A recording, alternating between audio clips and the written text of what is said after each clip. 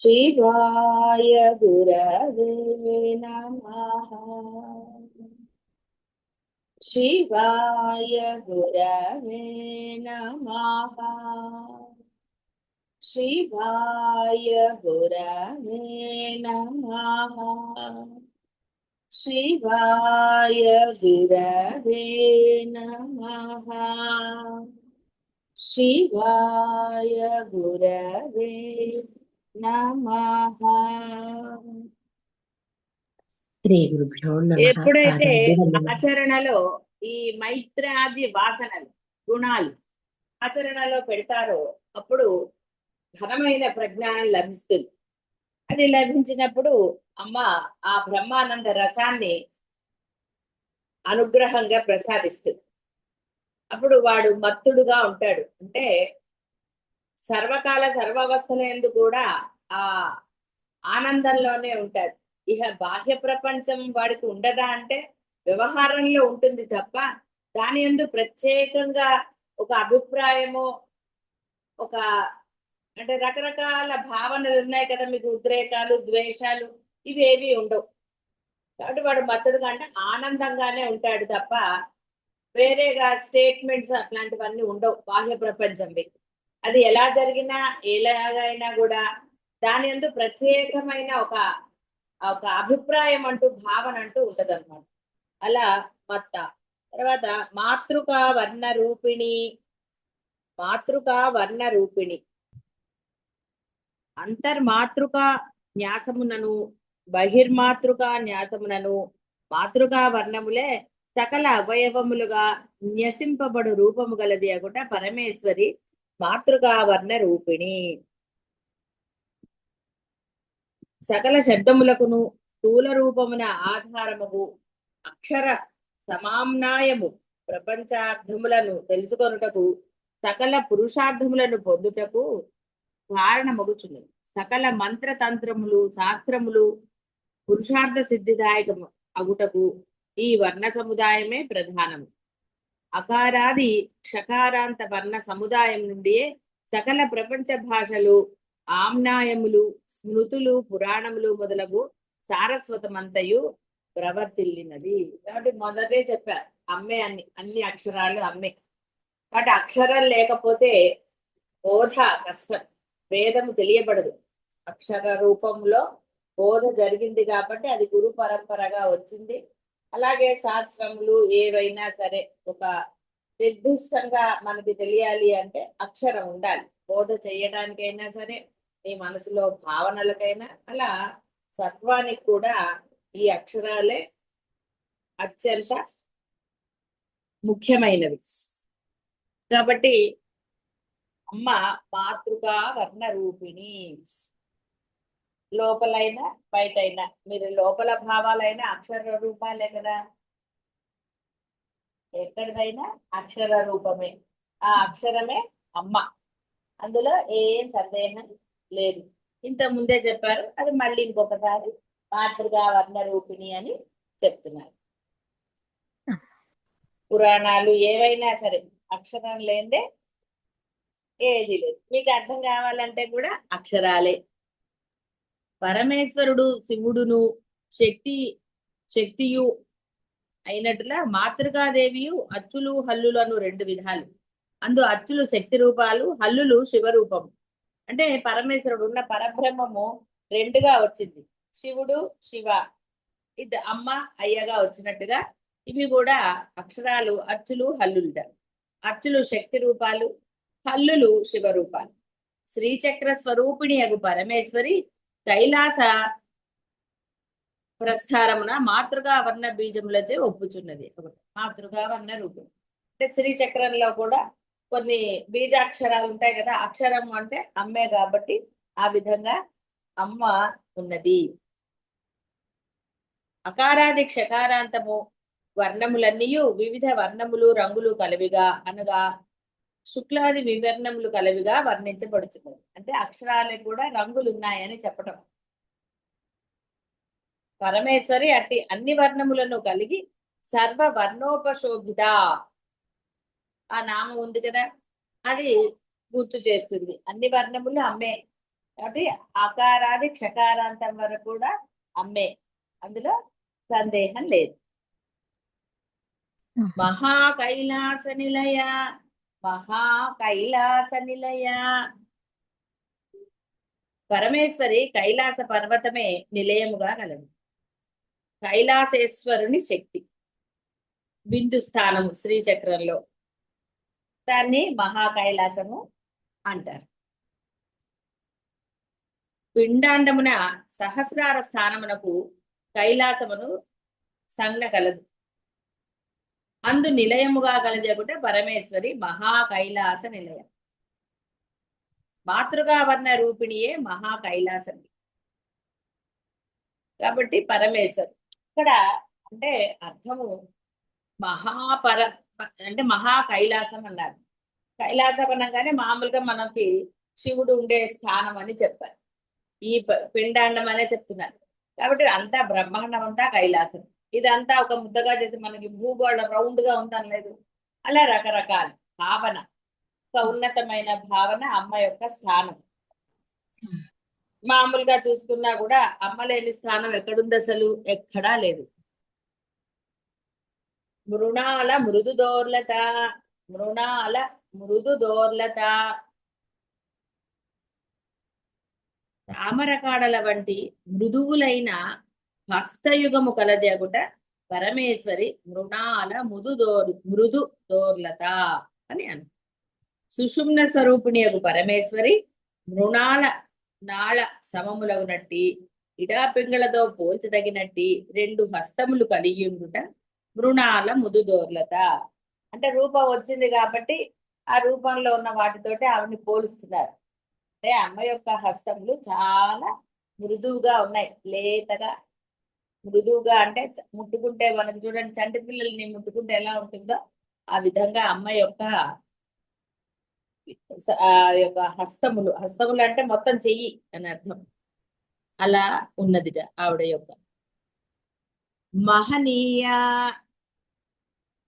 మనకి ముఖ్యారు ఎలాగైతే చెప్పారో ఇది మహనీయ అంటే కూడా అదే అర్థం. కాత్యాయని దేవత గురించి చెప్పారు కదా. కాబట్టి మహాత్మ్య విశేషములు తదితర దేవతలందరికన్నను ఎక్కువ ప్రాధాన్యత కలదేగుట చేత ఈశ్వరుడు, నారాయణుడు, ఇంద్రుడు ఈ దేవతలందరి చేత ఆరాధించబడి ఉపాసించబడుతోంది. కాబట్టి మహనీయ అని అమ్మని స్థూపిస్తారు. దయామూర్తి, దయామూర్తి పరమేశ్వరియే శ్రీమాత. మాత అనుటచే దయకు ప్రేమకు అవధి ఉండదు. కాబట్టి శ్రీమాత మొదటి నామమే. కాబట్టి మాత అనుటచే అవధి లేదు. అంటే అనంతమైన ఆ దయ, కరుణ ఆ అమ్మకు ఉన్నది అని అవధి లేదు. అందు జగన్మాతయగు పరమేశ్వరికి భక్తుల యందు దయకు పరిమితి లేదు. కేవలము దయయే మూర్తిగా కొనిన దేవత. కాబట్టి అమ్మ దయామూర్తి. లోకంలో సహజమైన తల్లి లక్షణం అంటే అలాగే ఉంటుంది. పిల్లలు ఎన్ని తప్పులు చేసినా, ఎంత దుర్మార్గంగా ప్రవర్తించినా కూడా తల్లి క్షమించగలుగుతుంది అంటారు. సినిమాల్లో చూసుంటారు. ఆ తల్లి స్వభావమే ఉంటే ఏ బంధాల పట్ల అయినా సరే ఆ యొక్క స్త్రీమూర్తి అలాగే ప్రవర్తిస్తుంది. అంటే ఆ హృదయం గనక ఆ దయ కలిగిన వాళ్ళని అమ్మ అనే అంటారు. అమ్మకి మాత్రమే అలాంటి దయ ఉంటుంది అని. మరి ఈ ప్రపంచాన్నే సృష్టించిన అమ్మకి ఎంత దయ. కాబట్టి ఆ దయకి పరిమితి లేదు, అవధి లేదు అని చెప్తున్నారు. ఆ యొక్క దయామూర్తి. లేకపోతే ఎన్ని జన్మల పాపాలని ఆవిడ క్షాళన చేస్తుందండి. ఎన్ని జన్మలు, ఈ జన్మలో ఎంతటి దుర్మార్గం. కాబట్టి ఇక్కడ దయామూర్తి. దయ అనగా ఆనందము, బ్రహ్మానందమే స్వరూపంగా గల పరమేశ్వరి యొక్క దయకు అవధి ఎలా ఉంటుంది? అట్టి దయాస్వరూపిణి మూర్తి అగుట పరమేశ్వరి దయామూర్తి. కాబట్టి సర్వానంద అమ్మ ఆనందాన్ని కూడా ఇస్తుంది. పిల్లలకి తల్లిని చూస్తే ఆనందం కలగాలి కదా, అంటేనే తెలుస్తుంది. పిండాండమున దయకు స్థానము హృదయం. మామూలుగా మనం మనస్సునే చెప్తాం. ఇది దయకు స్థానమగు బిందు పీఠమగుట శ్రీచక్ర భావన. అంటే అసలు హృదయ స్థానము, బిందు స్థానము ఇవన్నీ కూడా మనం మామూలుగా కూడా వాడి మనసులో అసలు దయ లేదండి అని మామూలుగా చాలా వాడి మనసు మంచిదండి, చాలా ఇదిగా ఉంటాడు, అది ఇదని మనం చెప్పుకుంటూ ఉంటాం కాబట్టి హృదయ స్థానం అని. అమ్మ దయామూర్తి మహా సామ్రాజ్యశాలిని. సామ్రాజ్యములన్నిటికీ కేంద్రము మహా సామ్రాజ్యం. అంటే కేంద్రము కైలాసంలో ఈవిడ పరిపాలన చేస్తుంటుంది కాబట్టి మహా సామ్రాజ్యశాలిని. సర్వ జగన్మండలములనగా చతుర్దశ భువనములను పరిపాలించినది రాజరాజార్చిత అనే నామము ఇక్కడ మనకి తెలుస్తుంది. కాబట్టి అందరి వల్ల దేవతలందరి చేత పూజించబడుతుంది. అలాగే మనకి చక్రవర్తి అన్నట్లోనే చిన్న చిన్న రాజ్యాలు కొన్ని ఉంటాయి, వాటన్నిటికీ ఒక అతను ఉంటాడు. అంటే రాజులందరికీ పెద్ద రాజు అతన్ని చక్రవర్తి అన్నట్టుగా భూమండలంలో ఉన్న రాజులందరికన్నా కూడా రాజులందరి చేత కూడా పూజించబడుతుంది ఆవిడ. కాబట్టి ఆవిడ మహా సామ్రాజ్యశాలిని. మహా అనగా బ్రహ్మ, బ్రహ్మ సామ్రాజ్యం అనగా ఆత్మ సామ్రాజ్యంకు మహాప్రభు. సూక్ష్మాన్ని ఎక్కడ వదలు. కాబట్టి ఎక్కడ ఏది తీసుకున్నా అది అద్వైతానికే. కాబట్టి ముందర బాహ్యమైన అర్థం ఒట్టిగా చెప్పారు, ఎందుకంటే ముందు అది అర్థం కావాలి. ఎందుకంటే బయట తిరుగుతూ ఉంటాడు ఈ జీవుడు, బయటవి చెప్తే తొందరగా వాడికి అర్థం అవుతుంది. అందువల్ల ఆ బయట అర్థం చెప్పారు, ఆ తర్వాత అసలైన సూక్ష్మార్థం. వాటి బ్రహ్మ, బ్రహ్మ సామ్రాజ్యము అనగా ఆత్మే. ఆత్మ సామ్రాజ్యానికి మహాబ్రహ్మి. ఆత్మ అనున్నది మహత్తులలో మహత్తు, అంతకన్నా మహత్తరమగునది మరి ఒకటి లేదు. కావున పరమేశ్వరి మహా సామ్రాజ్యశాలిని. ఈ ఆత్మ మహత్తత్వం ముందు సరే ముందు నామాలు. కాబట్టి అమ్మ ఆ ఆత్మ అనే సామ్రాజ్యానికి అధిపతి, మహాబ్రహ్మి. బ్రహ్మాండమే బ్రహ్మము, అంతా కూడా ఆత్మే. ఆత్మకి భిన్నంగా ఏదీ లేదు. కాబట్టి ఆ ఆత్మ నీకు తెలియబడాలన్నా, ఆ ఆత్మలో నువ్వు స్థిరంగా ఉండాలి అన్నా నువ్వు ఆత్మనే, సందేహం లేదు. కానీ నేను జీవుణ్ణి అని తిరుగుతున్నావు కదా, కాబట్టి మళ్ళీ ఆ అసలైన నీ స్వస్థానం తెలుసుకుని అందులో నువ్వు స్థిరంగా ఉండాలి అంటే ఆ అమ్మ యొక్క అనుగ్రహం. దయామూర్తి. నువ్వు పట్టుకోవాల్సిన విధంగా పట్టుకున్నప్పుడు దానికేం పెద్ద కష్టాలు ఏమీ లేవు, పెద్ద నియమనిష్టలు ఏమీ లేవు. పరానిష్ట అంతే, అదొక్కటే నిష్ట. ఏమిటా నిష్ట? మైత్రియాది వాసనలు ఆచరణలో పెట్టడం. ఏమీ లేవు, కష్టం అనేదే లేదు అసలు, ఏమాత్రం లేదు. ఎందుకంటే ఈ దయ, కరుణ ఇలాంటివన్నీ కూడా ఇష్టమైన వారి పట్ల మీరు చూపించిందే. మీలో లేని గుణాలు ఏది చెప్పలేదు ఆవిడ. మీకు ఇష్టమైన వారి పట్ల మీరు ఎలా ఉంటారో మీకు తెలిసిందే. మీ యొక్క ఆచరణ ఏ విధంగా ఉంటుందో మీకు కూడా అందరికీ అనుభవమే, అభ్యాసమే, ఎక్కడ సందేహం ఏం లేదు. వచ్చిందల్లా ఏమిటి అంటే గిరిగీశారు కాబట్టి ఇష్టము అయిష్టము అన్నారు. ఆ ఇష్టము దగ్గర ఉన్నప్పుడు ఒక విధంగా ప్రవర్తిస్తున్నారు, ఎక్కడైతే అయిష్టం వస్తుందో అక్కడ నానా రకాలుగా ప్రవర్తిస్తున్నారు. ఆ నానా రకాలు లేకుండా అంటే ఆ అయిష్టాన్ని తీసేయమని. అందరూ బ్రహ్మస్వరూపులే, అంతటా అమ్మే ఉన్నది, వేరేది లేదు అని నిర్దిష్టంగా తెలుసుకుని ఆ అమ్మకి గౌరవం ఇచ్చేవాడు, రెస్పెక్ట్ ఇవ్వాలి. అరే అందరిలో ఉన్నది అమ్మే కదా, నేను ఎందుకు వీళ్ళని ద్వేషిస్తున్నాను, ఎందుకు ఈ విధంగా నేను ప్రవర్తిస్తున్నారా అన్న విచక్షణ కలిగితే వాడు అందరి పట్ల ప్రేమగానే ఉంటాడు. సమయానికి అంటే ఒకవేళ వాడు తప్పు చేసినప్పుడు కోపడతాడు, అలా అని కోపడ్డాడు కదా అని వాడి మీద ద్వేషం ఏం పెట్టుకోడు. ఇలా రకరకాలుగా అంటే ఆ ప్రవర్తన అనేది ఎప్పుడూ కూడా దయామూర్తి అలాగే ఉంటాడు. అదే నిష్ట. వేరే నిష్ట అంటే ఏమీ లేదు, అవి ఆచరణలో పెట్టడమే నిష్ట. ఆ నిష్ట ఉన్నవాడికి ఆత్మ లభిస్తుంది. మహాప్రభు ఆవిడ ఎలాంటిది? దయామూర్తి.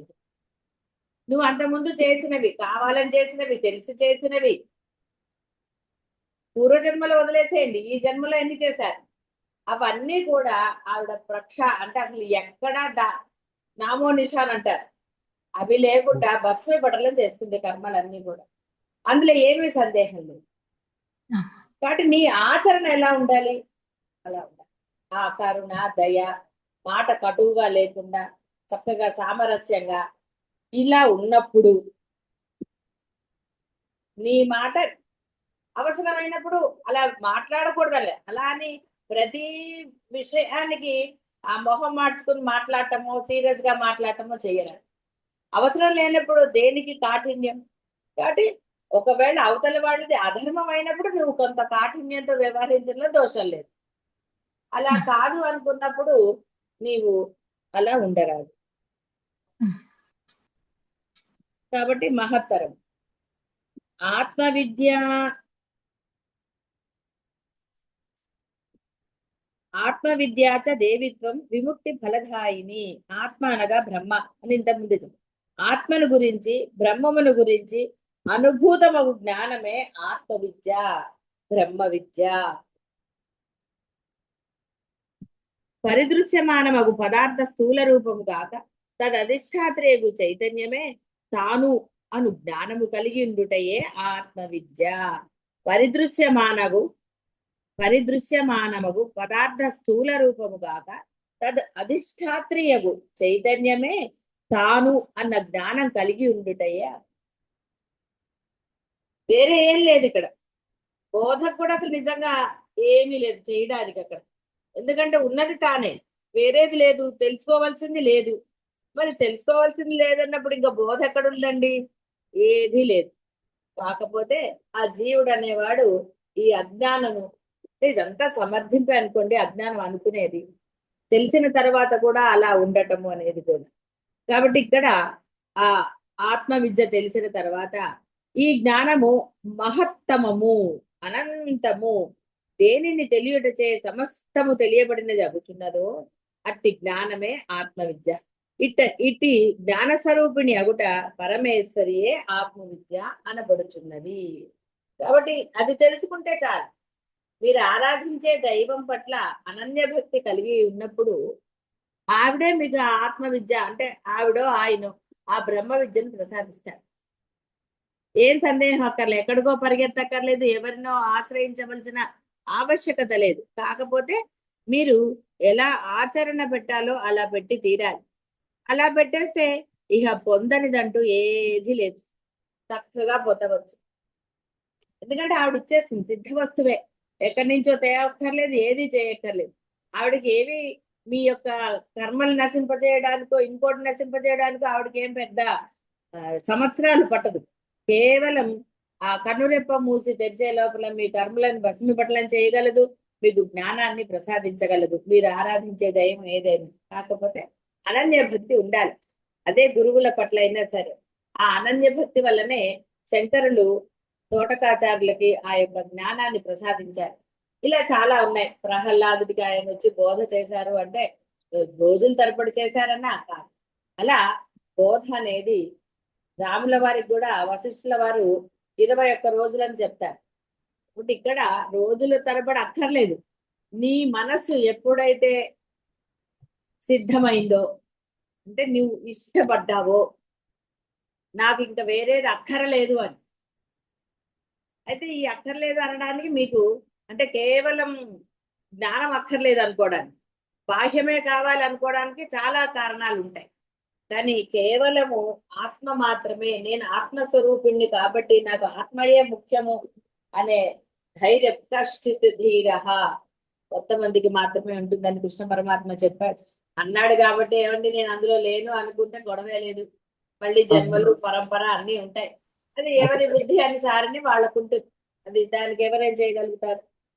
మహావిద్య, ఆత్మ విద్యయే మహావిద్య. ఆత్మయే బ్రహ్మము. మహా అనగా బ్రహ్మమగుట ఆత్మ విద్య మహావిద్య అవుతుంది.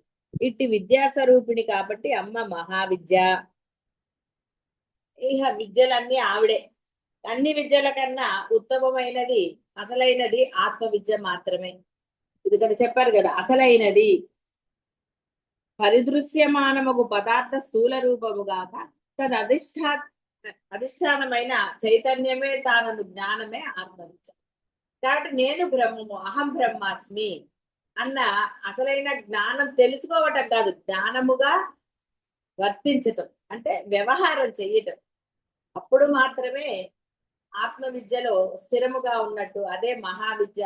అది దాంట్లో స్థిరంగా ఉన్నప్పుడే ఆ బ్రహ్మానందం కలిగి తీరుతుంది. ఎక్కడ చిద్ధనము అంటే అంత ఘన స్వరూపమే ఆనందం కూడా, ఎక్కడా కూడా తేలిగ్గా ఉండి కాసేపు ఉండి కాసేపు పోయేది కాదు. ఎప్పుడు ఆనందంగానే ఉండవచ్చు, సహజ స్థితిలో ఉంటారు.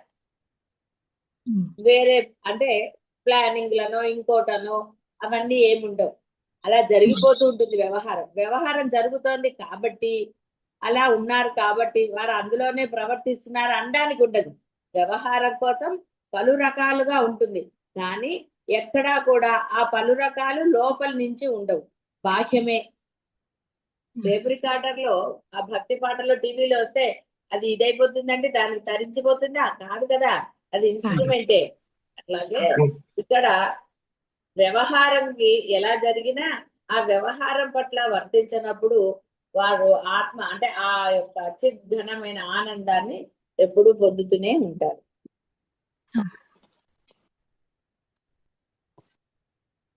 సరే, దశ మహావిద్యలు ఇవన్నీ కూడా చెప్తున్నారు. ఏ విద్య అయినా కూడా అమ్మదే, కానీ అది ఉపయోగించుకునే తీరులో ఉంటుంది. శ్రీ విద్య, ఆత్మ విద్య, మహావిద్య అన్న నామంలో తెలియబడి విద్యయే శ్రీ విద్య, బ్రహ్మ విద్య. కాబట్టి ఆత్మ విద్య, మహావిద్య ఇవే శ్రీ విద్య అంటారు. అంటే ఇక్కడ నామాంతరంగా చెప్పినా కూడా అసలైనవి అంటే శ్రీచక్రంలో బోధించబడేది కూడా అదే. ఎందుకంటే మీ అందరు శ్రీ విద్య అయ్యో మేము నేర్చుకోలేకపోతున్నారని ఎవరికైనా బాధ ఉంటుందేమో, మనకి చెప్పట్లేదు శ్రీచక్రం గురించి అని బాధపడకుండా ఉండడానికే ఈ నామం. కాబట్టి శ్రీ విద్య అన్నా కూడా, శ్రీచక్రం అన్నా కూడా, దాన్ని ఉపాసించినా కూడా లభించవలసినది. అంటే మూలము కేవలము ఈ శ్రీ అది ఆత్మ విద్యే. ఎక్కడైనా సరే బ్రహ్మ విద్య తప్ప వేరేది కాదు. ఈ యొక్క బాల ఈ మంత్రములన్నీ దశాక్షరి, షోడశాక్షరి ఇవన్నీ కూడా అవే. అంటే ఆ మంత్రములని నువ్వు గనక జపించితే ఈ బాహ్యమైన వాటి గురించి వాటిని ఇది చెయ్యం. అవి కేవలము నీకు ఆ యొక్క ఆత్మ విద్యని ప్రసాదించడానికి, అందులో సందేహం లేదు. దీనికి కూడా కావాలంటే నేనే ఉదాహరణ. ఇక్కడ నేను అంటున్నాను వేరుగా అనుకోకండి. ఆ బాల మంత్రము సరే ఎలా చేశానో మీకు చెప్పాను. నేను ఇప్పుడు అక్షర లక్షలని ఏమిటవి తర్పణాలు అవన్నీ నేను అసలు వాటి జోలికే వెళ్ళలేదు. అనవసరం. ఎందుకు ఇచ్చారు మంత్రం, ఒక గురువు ఇచ్చారు, అడగకుండా ఇచ్చారు అనుకో, ఇచ్చారు చేశాను అంతే. నువ్వు కావాలమ్మా నీకోసం అనే తప్ప నాకు ఈ బాహ్య ప్రపంచంలో ఏదో కావాలని ఎప్పుడు చేయదు. అందుకని మీకు చెప్తాను, ఎప్పుడు కూడా మనకి బాహ్యంలో ఏం కావాలో అడగక్కర్లే. అమ్మ అడిగితే ఇస్తుందా? అడగకుండా ఇచ్చేదే అమ్మ అవుతుంది. అంతే తప్ప అడిగితే ఇచ్చేది అమ్మ ఎందుకు అవుతుందండి? అడగాల, అడగక్కర్లా. అసలు ఆ అమ్మనైతే అడగక్కర్లా. ఈ బాహ్య ప్రపంచంలో ఇక్కడ ఉండే వాళ్ళని ఈ తల్లిని ఏమన్నా అడగాలేమో, కానీ ఆశించిస్తుందేమో ఈ తల్లి తెలియదు. ఈ ప్రపంచంలో ఉన్న తల్లి ఏదో ఆశించిస్తుంది, లేకపోతే ఇంకోటేదో. కానీ ఆ అసలైన తల్లి శ్రీమాత, ఆవిడ అసలు ఏది ఆశించదు. ఆవిడ అడగకుండానే అన్ని ఇస్తుంది. నీ ఆరాధన ఎలా ఉందో చూస్తుంది. నువ్వు ఏ విధంగా అంటే అనన్య భక్తితో చేస్తున్నావా, ఆశించి చేస్తున్నావా? ఆశించి చేసినా నీ బుద్ధిని మారుస్తుంది. కానీ బుద్ధి మారాలి అంటే ఆ బుద్ధిని అమ్మాయందు లగ్నం చేయాలి కదా, కాస్త కాకపోతే కాస్త అయినా. ఆ యొక్క వ్యవహారంలో తేడా ఉండాలి కదా. వ్యవహారంలో తేడా లేకపోతే ఆవిడ ఎందుకు మారుస్తుందండి? ఆవిడ సాక్షిగానే ఉంటుంది. అంటే చాలా సూక్ష్మాలు ఉన్నాయి. మీరు అనుకోవచ్చు, ఏమండి మేము ఇంత చేస్తున్నాం కదా, ఆవిడ మా బుద్ధి మార్చట్లేదే అంటే, బుద్ధి మార్చుకోవడానికి మీరు రెడీగా ఉండాలి కదా ఫస్ట్. మీరు రెడీగా లేని ఆవిడ మటుకు పాపం ఏం చేస్తుంది? అందువలన మనం ఎప్పుడు కూడా తప్పు అనేది అవతల వాటిలోకి వేయకూడదు. మన తప్పే ఉండదు తెలుసుకోవాలి ఫస్ట్. సెల్ఫ్. కాబట్టి సెల్ఫ్ ఎంక్వైరీ. ముందు నీలో ఎక్కడ దోషం ఉంది, ఆ దోషాన్ని నువ్వు నివర్తించుకుంటే ఈ యొక్క బ్రహ్మ విద్య లభించడం పెద్ద కష్టంగా. కాబట్టి ఇక్కడ ఈ శ్రీ విద్యను ఎవరికి ఇచ్చేశారు అనేది కూడా చెప్పారు. కాబట్టి అమ్మని పొందటం అనేది అత్యంత సులభమైనది. ఆత్మ విద్య అంటే అహం బ్రహ్మాస్మి ఆత్మ విద్య, అదే మహావిద్య. శ్రీ విద్య అంటే కూడా అదే. ఏది దిగులు పడక్కర్లే, ఏది తెలుసుకుంటే ఇంకా తెలుసుకోవాల్సింది ఏదీ లేదు. అది తెలుసుకున్న తర్వాత ఏ విద్యలు కూడా అవసరం లేవు ఈ బాహ్య ప్రపంచంలో. కాబట్టి అందరూ కూడా ఆ విధంగా ఏది తెలుసుకోవాలని అమ్మ పదే పదే మనకి ఉద్బోధ చేస్తోందో అది తెలుసుకుని ఆ విధంగా ఆచరణలో గనక ఉంటే అందరూ అహం బ్రహ్మాస్ములే. శుభం భూయాత్.